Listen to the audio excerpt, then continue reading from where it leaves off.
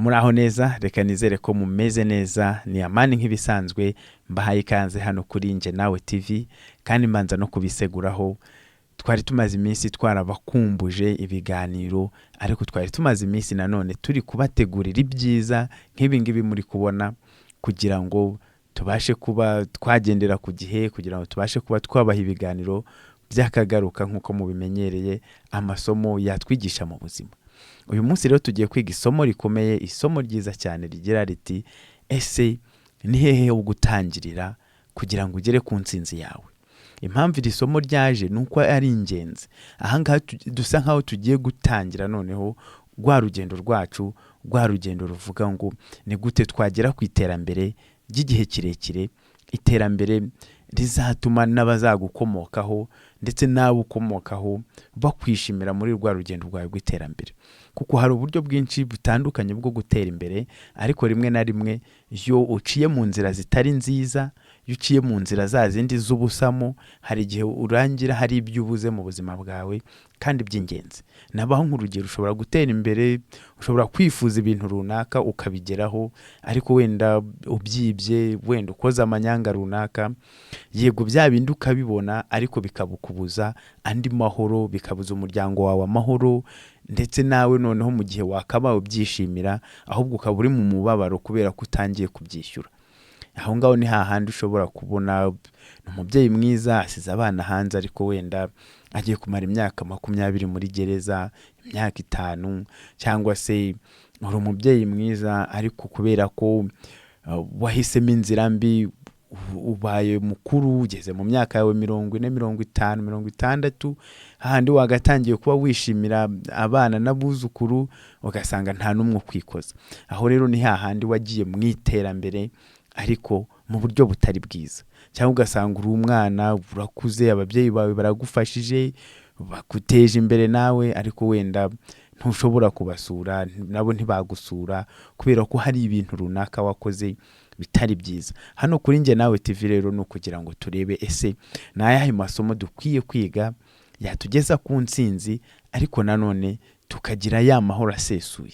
Hahandi ababyeyi baba bafite umuryango mwiza, bafite abana bishimira, kandi n'abana ku ruhande bafite iterambere bagezeho, ariko bagifite ba babyeyi babo bishimira, mbese wa muryango uhamye, wa muryango nyarwanda buri muntu wese yifuza kubamo. Aya ngaya rero niyo masomo twigarukire rero ku isomo ry'uyu munsi. Isomo ry'uyu munsi rero riragira riti: ni hehe ukwiye guhera? Kubera ko burya yuzi aho ukwiye gutangirira, utangira noneho no kumenya imbaraga ukwiye gushyira mu kintu uri gukora kugira ngo uzakigereho mu buryo bwiza. Ahangaha reka mbibwirira ga story cyangwa ni cyambayeho njyewe nk'umuntu.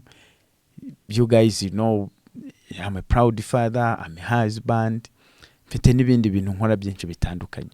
Ariko icyambere ni iki? Reka nkubwire ngo njyewe ku myaka yanjye 19 natangiye segonderi. Ahangaha ndagira ngo ukurikire neza, wumve rya somo ryo kumenya aho uri guhera n'impamvu bigufitiye akamaro. Ndi muri segonderi rero, icyo gihe nari ntangiye, nayimaze imyaka igera muri 5 ntari mu ishuri, bisaba kunongera gutangira bundi bushyashya. Ngeze muri classe naricaraga handi bavuga nkasanga natakaye. Kubera iki? Nari nje muri systeme nshyashya, maze n'igihe ntari mu ishuri, ariko nta kwicara, nubwo nari mukuru ntabwo bivuze ko abana b'imyaka 12, 13 baravugaga nkibura, kubera ko ubu bari bamaze iyo minsi, icyo gihe cyose bigaga bakomerejeho. Nje byansabaga ko mbanza gusa nk'utangiye, mbanza gusa nk'usubiye inyuma. Ariko ikintu nabonye ni iki cyabaye ingenzi muri njyewe ni iki? Namenye ko burya babandi bafite imbaraga, bafite ibyo bandusha, bafite n'amahirwe bandusha. Njyewe mbanza kureba ese nge nakora iki, mbanza kwishakisha n'iki binsaba. Ibi bintu bari gukora neza kundusha, nubwo ari bakuru, ese barashyiramo imbaraga zingana iki? Mbasha kumenya ko bitewe n'ibyo nkeneye, bitewe no mu mutwe hanjye hatafataga vuba, ntabwo nari imenyereye kwiga. Nanone byansabaga gusubira inyuma nkongera nkabyitoza, byansabaga gushyiramo imbaraga nyinshi zitandukanye zirenze iz'abandi bashyiragamo. abantu twiganye muri segonderi Rwamagana cyangwa se abo twiganye muri kaminuza barabizi. Rimwe na rimwe nyambwira abantu ntago ndi talented, ariko nabashaga nikoze nihinduye umunyeshuri mwiza. Atari uko ndi talented mu gusoma icyongereza, atari uko ndi talented mu kurara amajoro wenda nkarara nkaryama saa 8 cyangwa nkabyuka saa 9. Ntago ibyo ngibyo ari ukuvuga ngo nari talented, ahubwo narabanje nsubira inyuma mu buzima bwanjye ndareba ese njyewe ubundi ibintu nshaka kugeraho kuba umunyeshuri mwiza biransaba iki? Ese nje mfite izo mbaraga nk'iz'abandi bafite? Mfite ubwo bumenyi ndi kubakiraho nk'ubw'abandi bafite? Nirebye nsanga bwa bumenyi nje ntabwo mfite, bitewe n'imyaka nari maze ntari mu ishuri, bimwe naratangiye no kubyibagirwa. Ariko noneho bitewe n'iki? Bitewe n'uko systeme y'icyongereza nayo nje ntabwo nari nyimenyereye, kandi mu ishuri bisaba ko bavuga mu cyongereza ibintu byose. Iyo nje yambereye challenge. That was a big challenge. I wanted to start over, but that was a big challenge. Aho ngaho rero nakoze iki? Naje gusanga hari byinshi nkeneye, kubera ko nge nari nkeneye gushyiraho fondasiyo. Iyo fondasiyo abandi bubakiragaho bo bari bayifite. Bake muri twe rero bidusaba ko tugomba gushyiramo imbaraga nyinshi cyane. Aho ngaho niho nahereye mba umunyeshuri ukora cyane. Abanyeshuri twiganye rimwe na rimwe bakavuga se uriya mwana ntabwo azasara. Bitewe n'iki? Nashoboraga guhera etide ya nimugoroba, niho twarayitangiraga ndakeka ho hari saa 2 kugira saa 3, ariko nashoboraga gutangira saa 2 nkaryama saa 7. Bitewe n'iki? Mu gihe abandi bashoboraga gusoma agatabo kamwe bakongera ku byo bafite, bakongera ku byo bazi, ngewe ibyo kongeraho ntabyo nari mfite. Byansabaga gusoma nibura nk'ibitabo nka 5, gushyiramo imbaraga nibura zikubye inshuro nk'eshanu zizo buri wese ari gushyiramo, kubera ko ntago twari turi guhera ahantu hamwe. Ntago itangiriro ryacu ryari rimwe, nubwo twese twashakaga kugera ahantu hamwe, twashakaga amanota meza, twese twashakaga gutsinda. Ariko bamwe muri twe tudafite imbaraga zatuma tuhagera, bisaba ngo twiyubake igihe kirekire. Abantu benshi rero ibyo ngibyo byatumaga rimwe na rimwe bambona nk'umuntu utari nomo, nk'umuntu bigira birebire cyane. Hari igihe uri muri segonderi, ndabizi benshi muri mwe iki gihe mwakigezemo, ukicara mu ishuri bagasohoka bakajya gukina ugakomeza ukicara, bakagaruka ugakomeza ukicara, bagatera story ugakomeza ukicara, bakajya kuryama ukagumamo, bagatangira kukwitaga kaye. Ibyo bintu ndabizi ko hari abantu benshi bibabaza, nanjye ndi muri abo. Byarambabazaga. Hari ukuntu abana baguseka bakaguserereza bagenzi bawe, kandi ibi ngibi ntago biba ku banyeshuri gusa, hari n'igihe biba ku kazi. Bakavuga ati atakunda akazi wagira ngo nake, kubera ko babona mufite umuboss umwe, barakora bisanzwe bakitahira, ariko we kubera ko uzi neza kutaraba umukozi mwiza ku rugero wifuza, bigasaba kushyiramo izindi mbaraga zirenze abandi bashyiramo. Saa 11 zagera bahita bazinga computer, we ugahita ukora iyindi research. Ejo mu gitondo ugasanga hari ubundi bumenyi ufite bwiyongereye kuri ka kazi kawe. Ahangaha rero nibyo bita kwimenya no kumenya aho guhera. Igihe cyose ufite aho uhera, igihe cyose uhazi neza, intsinzi yawe kwigeraho ni ibintu bishoboka, kandi ni ibintu ushobora kwigeraho mu buryo bukoroheye, mu buryo utakekaga, kubera ko ufite itangiriro ryiza. Kandi iyo ufite aho uhera, ntago bya byifuzo bishobora kukujyana mu bintu bibi, ntago bijyamo. Nkanjye igihe namaze kumenya ati rero kugira ngo mbe umunyeshuri mwiza, nta kindi binsaba uretse gukora cyane kurusha uko abandi bari gukora, kubera ko tutari gutangirira ahantu hamwe. Ntago nari gutekereza kwiba amanota, gukopera, kujya mu tundi tuntu, gushakisha uburyo bundi bwo kubona amanota. Ibyo sinabitekerezaga. Nari nzi neza ngo inzira izangeza kuri ibi bintu ni iyi ngiyi. nawe rero mu buzima busanzwe niba uri muri business runaka uri kubona aho ushaka kwerekeza, yego haragaragara, ariko se uri guhera he? Numenya aho uri guhera nibwo uzavuga ati okay, ibyo nshoboye ni ibi, ibyo ntashoboye ni ibi, ariko reka nige kugira ngo nanjye nzabishobore. Murumva rero ko kugera ku ntsinzi ni ibintu bikomeye, ariko ni ibintu bishoboka, bigusaba imbaraga. Rimwe na rimwe bigusaba ko wemera ikimwaro. Hari abantu njya mbwira ati rero buriya kimwe mu bintu bikomeye bituma abantu batagera kuri ntsinzi yabo, kimwe mu bintu bikomeye bituma abantu rimwe na rimwe bareba ibintu bashaka kugeraho bakabona biri kure, nuko banga kwakira ikimwaro.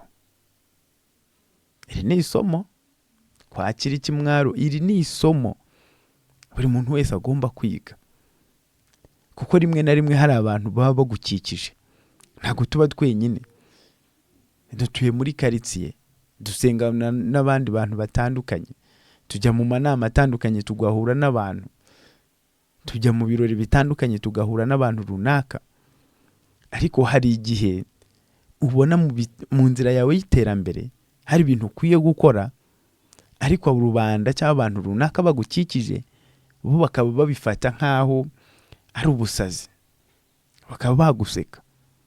Ntabwo biri nomo kuba ushobora kwicara umuvuye ku kazi ariko wowe urongeye ukarayemo. Abantu bashobora kubwira ko uri muzima, wabiretse. Rimwe na rimwe nawe ukumva, kandi kuko bituma uba uncomfortable, bituma wumva utisanzuye.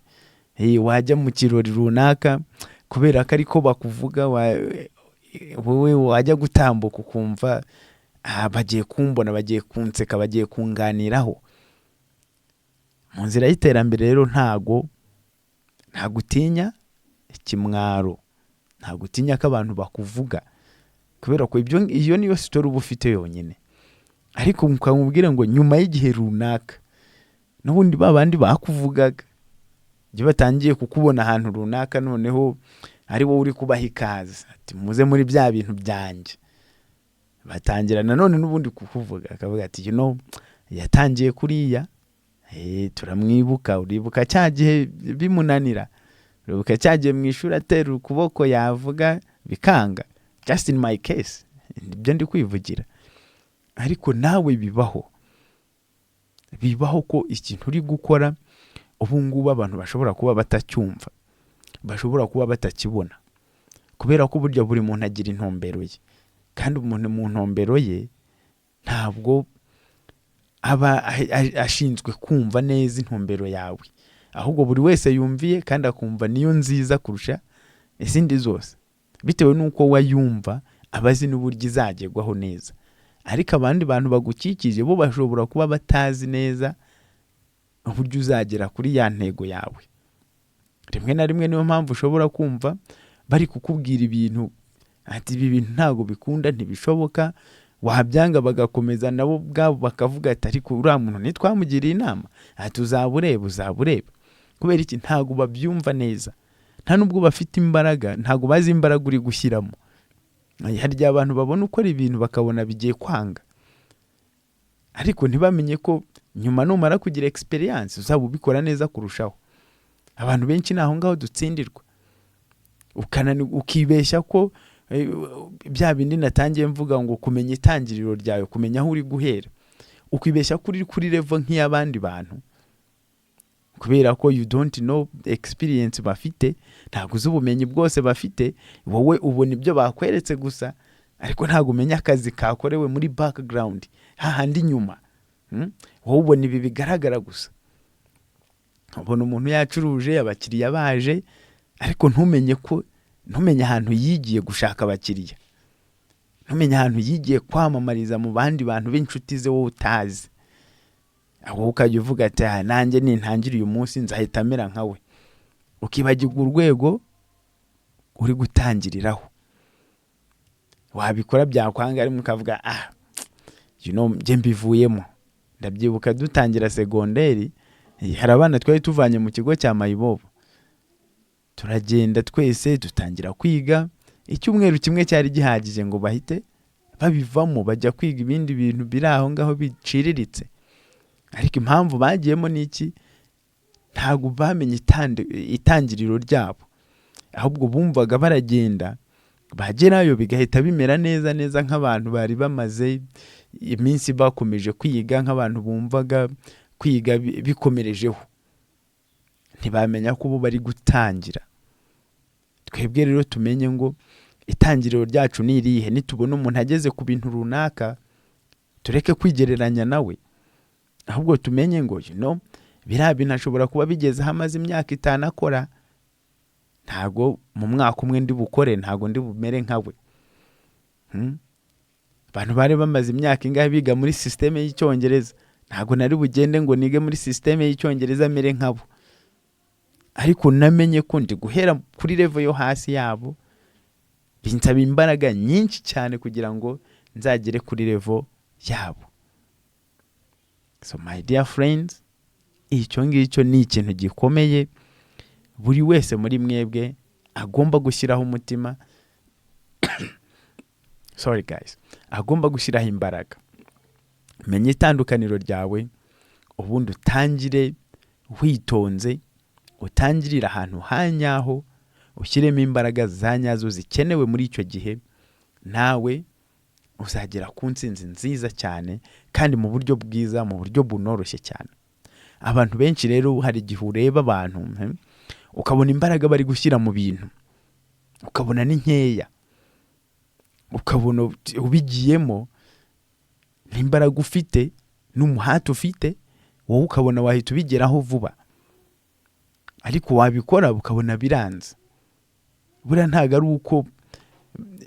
ari uko baba bakurusha ibintu byinshi cyane, ahubwo nuko baba bakurusha intambwe ndende, baba baragezemo mbere, baba baritoje kare, noneho kubikora bo bikaborohera. Bya bintu nakubwira ati wowe banza wikwigereranya nabo.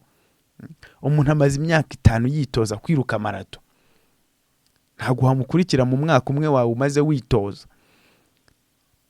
Noneho nyuma y'imyaka 5 niba ziruka marato mu mezi 2 ari imbere, ashobora kwitoza rimwe mu kwezi, 2 mu kwezi, agahita agenda akajya kwiruka kandi akagutsinda. Kabone niyo wamara buri munsi witoza, ntago byakunda. Kubera iki? We hari imbaraga yashyizemo igihe kirekire wowe utarashyiramo. Bigusaba kwitoza igihe kirekire kugira ngo nibura ugere kuri level ariho, kabone niyo utamutsinda. Aho ngaho rero ni ikikwereka ni ikikwereka ko kumenya itangiriro ryawe bigutandukanya n'abandi bantu runaka, bikakubuza kwigereranya nabo, ahubwo wowe ukamenya aho uri guhera, ukamenya aho uri gutangirira, ubundi ugakora gake gake utarebeye ku bandi, ahubwo wirebeyeho. Wowe ukavuga ngo nge ndi muri competition nanjye wejo. Nukuvuga version yanjye ya kera ndi muri competition nayo. Competition yanjye no kugira ngo ndebe ese ni gute nakora neza kurusha uko nakoraga ejo, kurusha gukora uvuga ngo ni gute nakora kugira ngo nce kuri bagenzi banjye, ku muntu runaka uri kureba. Ntago mvuze ngo ntufate umuntu nk'icyitegererezo, wamufata nk'icyitegererezo, ariko nkumufate nkaho mukwiye guhangana kugira ngo ugere ku ntsinzi yawe. Icyambere, ntago muri kugera ku ntsinzi runaka imwe. Wowe ibyo wifuza ntago ari byo yifuza. Hari igihe njya mbwira abantu, hari igihe ureba umuntu ukifuza ibintu bye, ukifuza kugera ku bintu bye, ariko wenda ugasanga ni umugabo yiyemeje kutizigera agira umuryango. We rero nushaka kuvuga ngo reka nkore nk'uko akora, uzibagirwa abana bawe, uzibagirwa umugore wawe cyangwa umugabo wawe niba uri umugore. Aho ngaho rero ni hahandi usanga wigereranyije n'umuntu ariko utazi izindi nshingano afite. Rero yuza aho uhera wowe, ubuzi imbaraga ushobora gukoresha, ubuzi inshingano zose ufite, noneho ugatangira ugashyiramo imbaraga zawe mu buryo bwawe bugushobokera, apana mu buryo abandi babikoramo. Kandi hari n'ikintu buriya nabonye cy'ingenzi, ukwiye kwigira ku bantu. Hari igihe ugira ngo ibibazo ufite abandi bo ntabyo bafite. Mu nzira yawe yo gutangira kugera ku ntsinzi, ibibazo ufite n'abandi babiciyemo. bya bibazo byo kuvuga ngo biranze. Buri wese ubona on top of you nawe yabiciyemo. Ahubwo rimwe na rimwe ntabwo tumenya challenges abandi baciyemo, ahubwo tumenya intsinzi zabo. Iyo batsinze nibwo baserebura, kandi nawe wirebyeho iyo wagize ikintu ugeraho nibwo userebura. So ntabwo ari ukuvuga ngo rero ntabwo uba wabuhuye n'imbogamizi. Mu nzira yawe yo gutangira uzahura n'imbogamizi nyinshi cyane, ariko ugomba kumenya ko ni ibisanzwe. Ndabyibuka iyo natangiraga gusoma, najyaga gusoma ijambo cyangwa agatabo gato k'icyongereza gato cyane, nkatangira kugira ubwoba, nkumva ndarushye, nkumva biranze. Kubera iki? Ntabwo nabaga mbyumva neza, byansabaga kubiforusa. Ariko nyuma y'igihe kirekire aho mandiye kumva ari ibintu bisanzwe, abantu benshi twagiye tuganira bose bambwiraga ati natwe nuko byari bimeze, natwe byari bimeze nabi cyane. So my friend, menya ko mu nzira yawe yo gutangira kugera ku ntsinzi yawe, izo mbogamizi uzahura nazo, buri wese yahuye nazo, ariko birashoboka kuzitsinda. So bakunzi banjye Nawe TV rero, reka mbashimire. Niba ugeze ku munota wa 21 uri kureba iki kiganiro, Imana iguha umugisha. Reka nkubwire ngo ibyiza biri imbere, turakwemera sana. Kora subscribe, sharinga, duhe ibitekerezo muri comment, kandi turi tayari kugusubiza, turi tayari kuganira nawe, turi tayari kugira ngo dufatanye kugera kuri uru rugendo rw'intsinzi. Murakoze cyane, Imana ibahe umugisha. Yari Amani nk'ibisanzwe, turi kumwe.